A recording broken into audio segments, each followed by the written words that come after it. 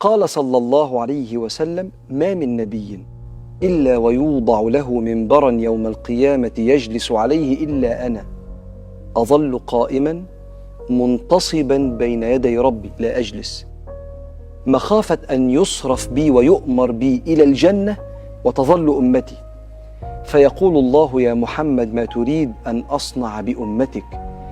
فأقول: يا رب عجل حسابهم، فيدعون فيحاسبون، فمنهم من يدخل الجنة برحمة الله، ومنهم من يدخل بشفاعتي، فأظل أشفع حتى أعطى صكاكا، صك يعني زي إمضة كده، حتى أن مالكا خازن النار ليقول: يا محمد ما تركت لغضب ربك في أمتك من نقمة.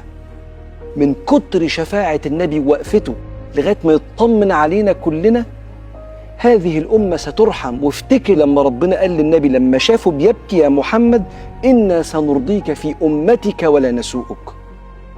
مشهد الثاني يوم ما سيدنا النبي كان ساجد عليه الصلاة والسلام وطول في السجود، والناس افتكرته قبض، حتى أنه رفع من السجود بعد كده وسألوه فلقوه مبتسم، وقرأ عليهم الآية اللي أوحيت لي وهو في السجود: إنا أعطيناك الكوثر.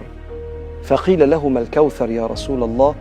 قال: ذلك حوض ترد عليه أمتي. ناس يوم القيامة عطشانة، والنبي فرح إنه هيقف وقفة طويلة يوم القيامة يسقي مليارات من المحبين، مع إن ده في الظاهر للناس إن ده مجهود للنبي، لكن على قلبه سيدنا النبي بيحب السند والدعم، ويحب يبقى في ظهرنا